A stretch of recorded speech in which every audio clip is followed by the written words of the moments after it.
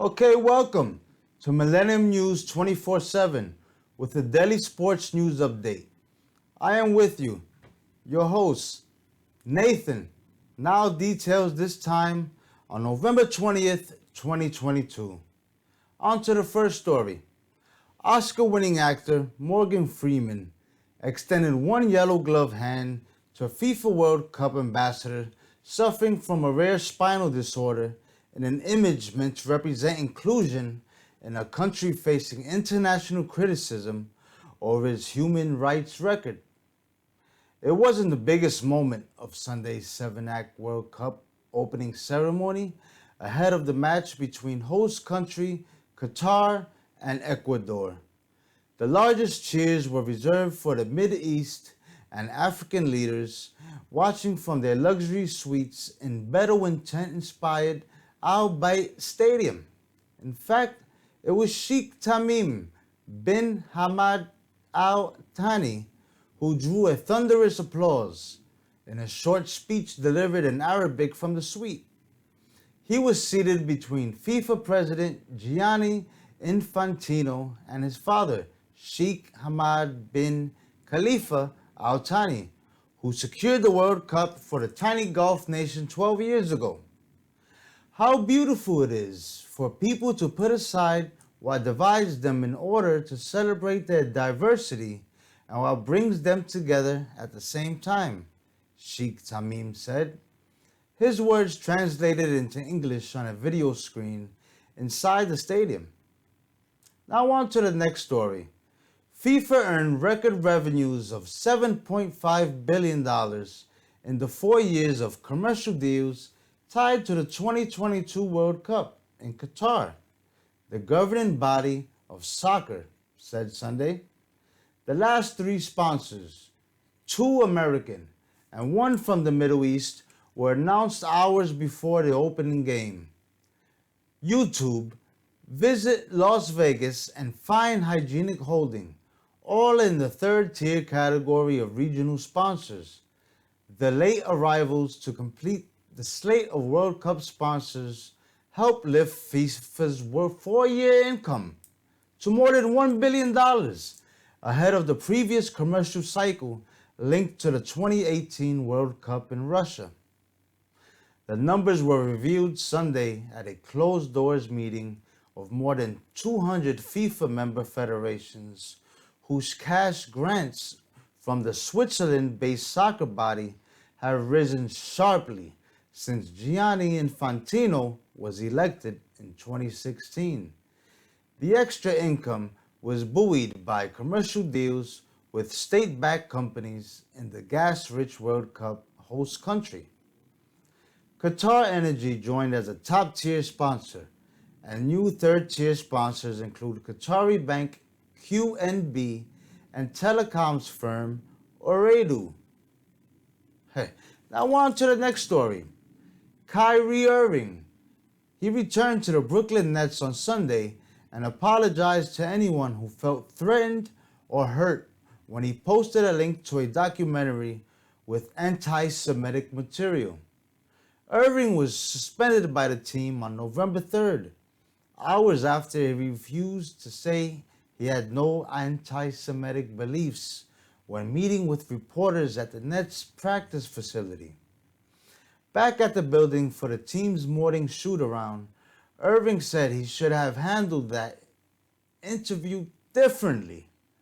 I don't stand for anything close to hate speech or anti-Semitism or anything that is going against the human race, Irving said. I feel like we all should have an opportunity to speak for ourselves when things are assumed about us, and I feel it was necessary for me to stand in this place and take accountability for my actions, because there was a way I should have handled all this, and as I look back and reflect, when I had the opportunity to offer my deep regrets to anyone that felt threatened or felt hurt by what I posted, that wasn't my intent at all, Irving said. Now on to the next story. College football playoff contenders lived on edge in Week 12 with the top four teams all teetering to varying degrees and at various points. Then, number 5 Tennessee went down with a thud. It looks more frantic than it is, TCU coach Sonny Dykes said about the game-winning play. He could have been describing the Horned Frogs' season. TCU and number 3 Michigan both needed field goals in the final second to stay unbeaten. Number 1 Georgia slogged through a road game against Kentucky, never seriously threatened but never truly comfortable. And number 2 Ohio State trailed at the half against Maryland and had the Terps bearing down in the fourth quarter before closing them out. While it looked a little shaky at times, Michigan, who are 11-0 against Ohio State, who are 11-0 for the right to go to the Big Ten Championship, is set. Hopefully, the Wolverines will have star tailback Blake Corum, whose knee is close to 100%. And now, a short break from the Daily English News of Millennium News 24/7. Stay tuned. Millennium TV, bridging communities worldwide. We broadcast diverse international content from Europe, Asia, Africa, and now right here in the USA. Watch us via Roku on your smart TV. Submit your own content to 1530entertainmentllc@gmail.com. Download the Millennium TV app from the App Store to stream our shows anywhere, anytime. Millennium TV. Millennium TV, bridging communities worldwide. We broadcast diverse international content from Europe, Asia, Africa, and now right here in the USA. Watch us via Roku on your smart TV. Submit your own content to 1530entertainmentllc@gmail.com. Download the Millennium TV app from the App Store to stream our shows anywhere, anytime. Millennium TV. Now welcome back to Millennium News 24/7 with the daily local news update on November 20th, 2022. On to the next story. Caleb Williams boasted Southern California's push for a possible spot in the college football playoff with the biggest game of his career against the Trojans' arch rival. He also might not have to book a trip to New York next month as a Heisman Trophy finalist. Williams had 503 yards of total offense and accounted for 3 touchdowns Saturday night, and 7th-ranked Trojans beat number 16 UCLA 48-45 on Saturday night to reach the Pac-12 championship game. If you told me last year where we'll be now, I'll call you a dead liar, wide receiver Kyle Ford said. The Trojans, who are 10-1, 8-1, got their first win of the season over a ranked team. They will wait to see who their opponent will be on December 2nd in Las Vegas for the conference crown. It's obviously very, very meaningful, USC coach Lincoln Riley said. With all that was riding on it, on top of that, it was a clutch performance by a football team to get it done. Now on to the next story. Rory McIlroy finished the year as Europe's top-ranked golfer for the 4th time and first since 2015, despite Jon Rahm winning the DP World Tour Championship on Sunday. The Spaniard's 2-shot victory over England's Tyrrell Hatton and Sweden's Alex Noren was his 3rd in 6 years as Jumeirah's golf estates, but McIlroy finished the season top of the DP World Rankings after Matt Fitzpatrick, his only rival for the Harry Vardon Trophy, blew up around the turn. The US Open champion needed to win and McIlroy to not finish runner-up or to finish second, and the Northern Irishman to be outside the top 7, but neither of those scenarios transpired as Fitzpatrick, 3 of the lead when playing 8th, double bogeyed, and then dropped another shot at the 10th to end his chances. Mick Ilroy did not need any of the fireworks of the previous day when he powered himself into contention with a 65.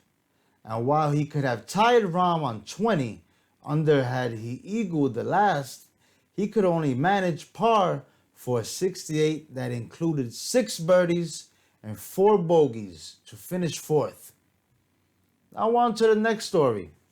Riding the wave from their big win over the previously undefeated Philadelphia Eagles, the Washington Commanders they're guarding against a letdown against struggling Houston Texans on Sunday.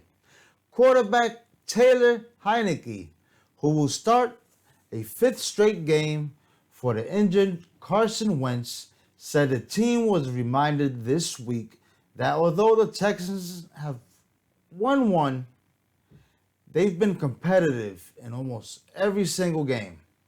They're close. We can't take them lightly, Heineke said. Obviously, we had a huge game against a divisional opponent, undefeated, big win. The worst thing that we can do is go on and lay an egg on Sunday. So again, we're just trying to keep the ball rolling, keep working hard. And Coach Ron Rivera is quick to remind his team that at .500 and in last place in the NFC East, it still has a long way to go despite the win over the Eagles. We're not arrived by any means, so let's get refocused. Let's get ready to face Houston, he said. I've always appreciated and respected the way Coach Lovie Smith does things, and I think our players have to understand that. Now on to the next story. Yankees outfielder Aaron Judge was voted Sid Mercer / Dick Young New York Player of the Year for the 2nd straight year after setting an American League record with 62 home runs. Judge, who hit .311 and tied for the big league with 131 RBIs, also was given the Joe DiMaggio Toast of the Town Award. The New York chapter of the Baseball Writers Association of America announced Sunday. Houston rookie shortstop Jeremy Pena won the Babe Ruth Award as postseason MVP after winning League Championship Series and World Series MVP. Retiring St. Louis slugger Albert Pujols was given the William J. Slocum / Jack Lang Award for long and meritorious service. Yankees first baseman Anthony Rizzo was given the Joan Payson / Shannon Ford Award for community service, and Mets closer Edwin Diaz was selected to receive the Ben Epstein / Dan Castellano Good Guy Award. Sarah Langs of MLB.com, a baseball statistical analysis, who said last month she has been diagnosed with Lou Gehrig's disease, or amyotrophic lateral sclerosis, was given the Casey Stengel You Could Look It Up Award. Mike Vaccaro of the New York Post and Howie Rose, a New York Mets radio broadcaster on WCBS Radio, won the Arthur Milton Richmond You Gotta Have Heart Award. Both had recent medical conditions. Now, a short break from Daily English News of Millennium News 24/7. Stay tuned. Millennium TV, bridging communities worldwide. We broadcast diverse international content from Europe, Asia, Africa, and now right here in the USA. Watch us via Roku on your smart TV. Submit your own content to 1530entertainmentllc@gmail.com. Download the Millennium TV app from the App Store to stream our shows anywhere, anytime. Millennium TV.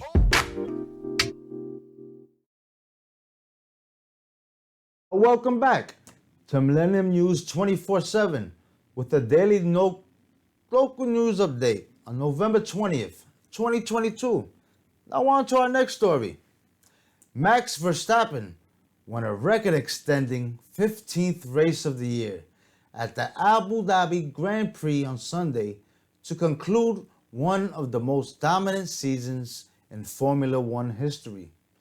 A year on from Verstappen's tense and controversial win over Lewis Hamilton to seal his first title, there was little drama at the Yas Marina circuit.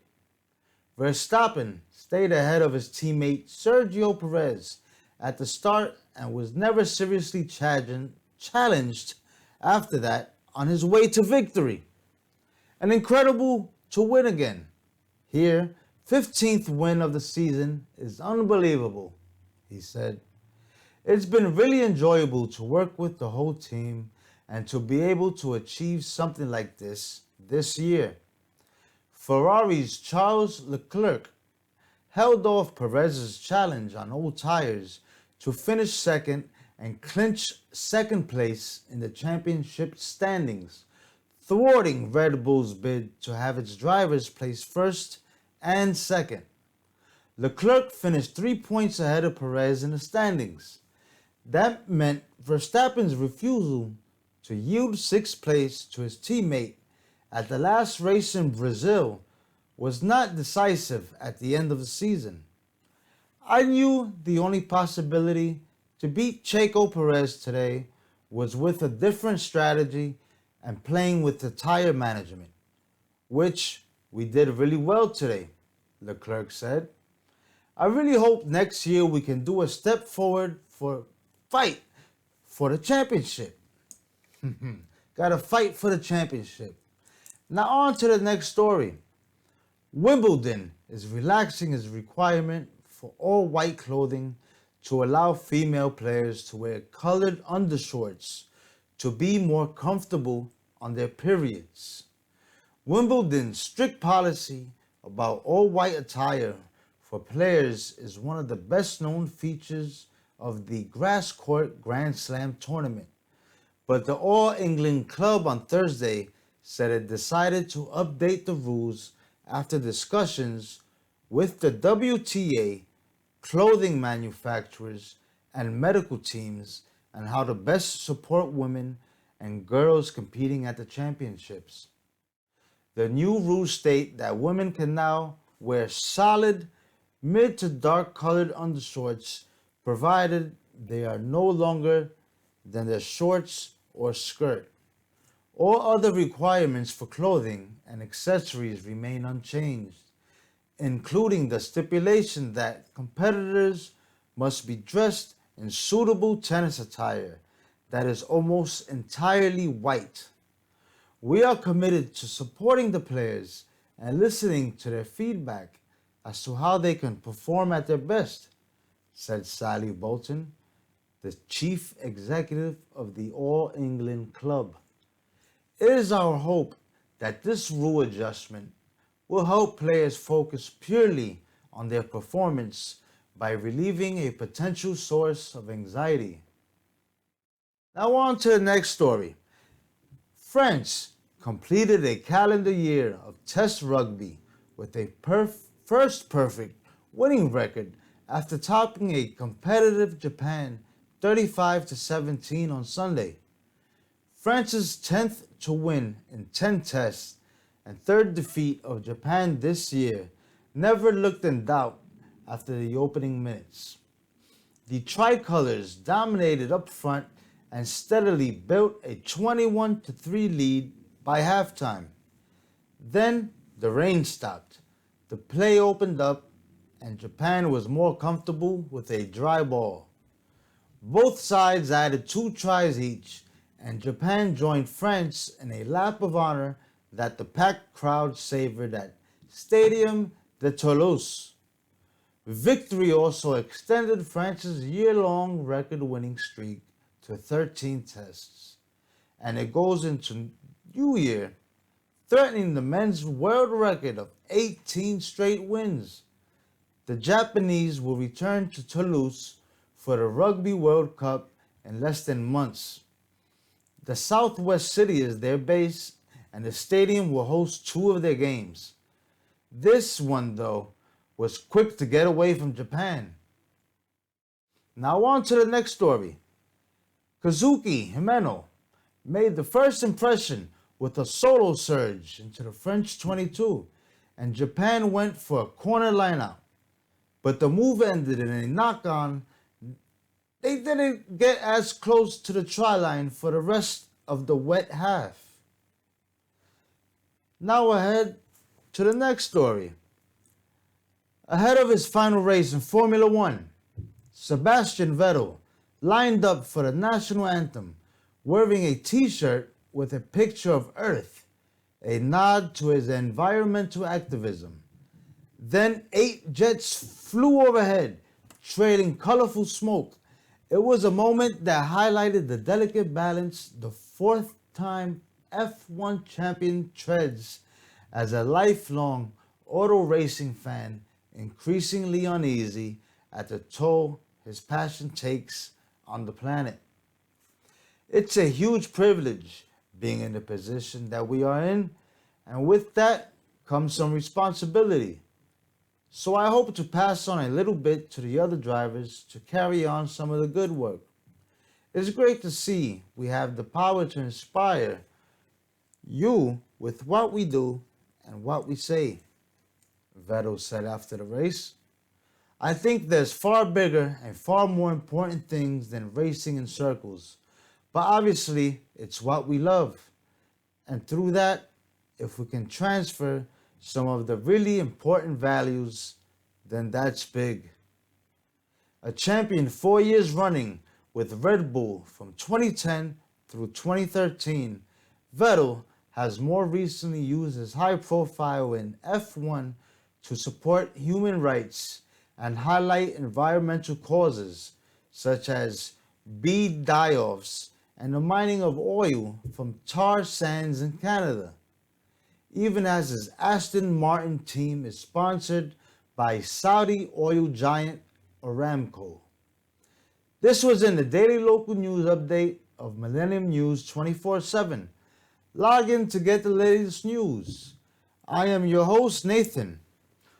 Our all social networking site, Facebook, Twitter, Instagram, TikTok, is Millennium News 24.